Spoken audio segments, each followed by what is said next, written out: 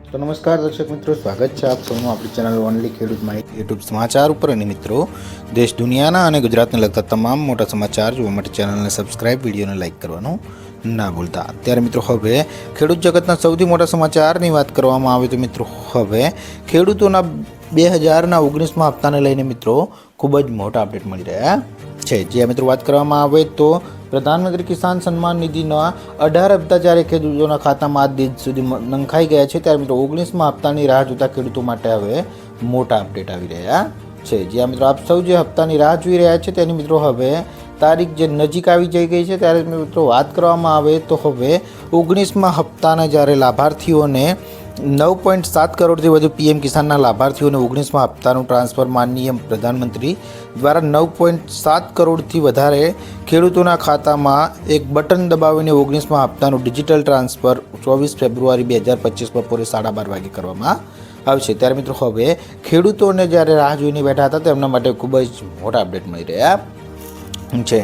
ત્યારબાદ મિત્રો અન્ય મોટા સમાચારની વાત કરવામાં આવે તો મિત્રો હવે સમાચાર આવી રહ્યા છે મિત્રો, મોટી ભેટ મકાન બનાવવા માટે પૈસા। જ્યાં મિત્રો ભારત સરકારની પીએમ આવાસ યોજના 2.0 માટે ઓનલાઈન અરજી કરવાની પ્રક્રિયા શરૂ થઈ ગઈ છે। મિત્રો ઘણા મિત્રોએ અરજી કરી પણ લીધી છે। ત્યારે મિત્રો હવે આ યોજના દ્વારા લોકોને કાયમી ઘર બનાવવા માટે 2.5 લાખ રૂપિયાની નાણાકીય સહાય જ્યારે પૂરી પાડવામાં આવશે, તો મિત્રો વાત કરવામાં આવે તો લાભાર્થીઓના બેંક ખાતામાં સીધી ટ્રાન્સફર કરવામાં આવશે। મિત્રો જેની મદદ તેઓએ પોતાના માટે કાયમી ઘર બનાવી શકશે। ત્યારે મિત્રો આ યોજનાનો લાભ લેવા માટે લાભાર્થીએ પોતાના ઘરેથી પોતાના મોબાઈલનો ઉપયોગ કરીને પણ ફોર્મ ભરી શકે છે, અથવા તો તમે તમારા નજીકના CSC સેન્ટર અથવા તો કોઈ ઓનલાઈનની દુકાને જઈને આ ફોર્મ ભરી શકો છો, જે ખૂબ જ મોટા અપડેટ મળી રહ્યા છે।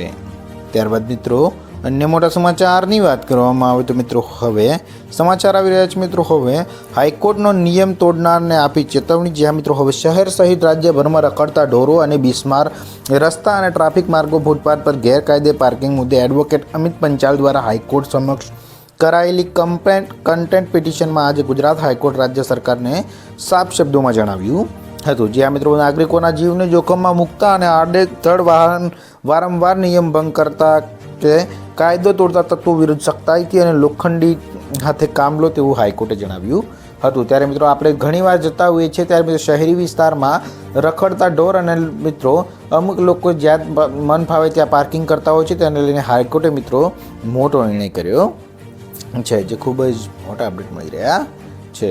ત્યારબાદ મિત્રો અન્ય મોટા સમાચારની વાત કરવામાં આવે તો મિત્રો હવે લોન ઉપાડનારાઓનો આંકડો વધે। જ્યાં મિત્રો વાત કરવામાં આવે તો સરકારી બેંકોમાંથી ખેડૂતોએ લીધી 3,64,000 ગુજરાતના લોન। ત્યારે મિત્રો હવે વાત કરવામાં આવે તો ગુજરાતના હજારો ખેડૂતો દેવાદાર થયા છે। મિત્રો કરોડોની કૃષિ લોન જ્યારે ખેડૂતોએ લીધી છે, ત્યારે મિત્રો હવે સરકારે લોકસભામાં માહિતી આપતા જણાવ્યું છે કે 3 વર્ષની તુલનામાં ખેડૂતોએ 37% લોન વધુ લીધી છે। ત્યારે મિત્રો વર્ષ 2023 અને 24માં કૃષિ લોન લેવાનો જે એરિયો છે તે મિત્રો 1,41,000 કરોડથી પણ વધ્યો છે। એટલે કે મિત્રો ખેડૂતો હવે લોન ઉપાડવા લાગ્યા છે અને મિત્રો ખેડૂતો દેવાદાર બની રહ્યા છે, જે ખૂબ જ મોટા અપડેટ મળી રહ્યા છે।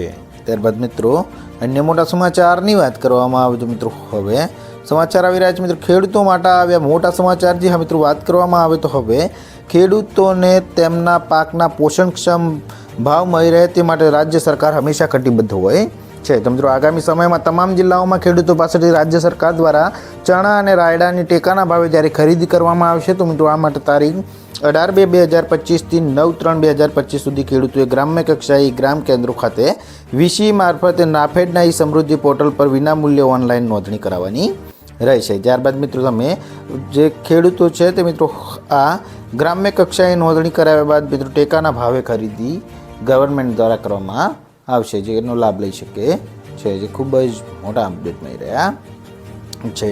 ત્યારબાદ મિત્રો અન્ય મોટા સમાચારની વાત કરવામાં આવે તો મિત્રો હવે જન્મ પ્રમાણપત્રને લઈને ગુજરાત હાઈકોર્ટનો સૌથી મોટો ચુકાદો। જ્યાં મિત્રો વાત કરવામાં આવે તો ગુજરાત હાઈકોર્ટ દ્વારા જન્મના પ્રમાણપત્રના સુધારાના મહત્વનો ચુકાદો કરવામાં આવ્યો છે। જ્યાં મિત્રો વાત કરવામાં આવે તો જેમાં આધાર કાર્ડ, પાન કાર્ડ અને ડ્રાઇવિંગ લાયસન્સ જેવા સરકારી રેકોર્ડ દર્શાવેલ જન્મ તારીખ સંપૂર્ણ માન્ય નહીં રાખવામાં આવશે। ત્યારે મિત્રો હવે ફક્ત જન્મના પ્રમાણપત્ર પર નોંધાયેલ જ જન્મ તારીખ એ જ સાચી તારીખ માની શકાય તેમ હાઈકોર્ટે જણાવ્યું હતું. એટલે કે મિત્રો જ્યારે જન્મ વખતે જે નોંધણી કરાવેલી હોય તે ડોક્યુમેન્ટ હવે માન્ય રહેશે, જે ખૂબ જ મોટા અપડેટ મળી રહ્યા છે. ત્યારબાદ મિત્રો અન્ય મોટા સમાચારની વાત કરવામાં આવે તો મિત્રો હવે ગુજરાતના ખેડૂતો માટે આવી ખુશખબર છે. મિત્રો વાત કરવામાં આવે તો રાજ્યભરના 3.70 લાખથી વધુ કિસાનોએ આ માટે રજીસ્ટ્રેશન કરાવ્યું છે. મિત્રો વાત કરવામાં આવે તો મુખ્યમંત્રીએ આ પ્રસંગે જણાવ્યું છે કે વડાપ્રધાન નરેન્દ્ર મોદી હંમેશા ખેડૂતોને પડખે ઊભા રહ્યા છે. ત્યારે મિત્રો હવે જગતના તાતને સમૃદ્ધ કરતી અને અનેક કૃષિ કલ્યાણ યોજનાઓ તેમણે શરૂ કરાવી છે. મિત્રો તેમણે ઉમેર્યું છે કે વડાપ્રધાન કહે છે કે ખેડૂતોને પૂરતું પાણી, વીજળી, ખાતર અને પાકના ભાવ મળે તે માટે ખેડૂતો બાવડાના બળે જગતના આખાની ભૂખ ભાંગી શકે છે. એટલે કે મિત્રો ખેડૂતો માટે ખુશખબર આવી રહી છે, જે ખૂબ જ મોટા અપડેટ મળી રહ્યા છે.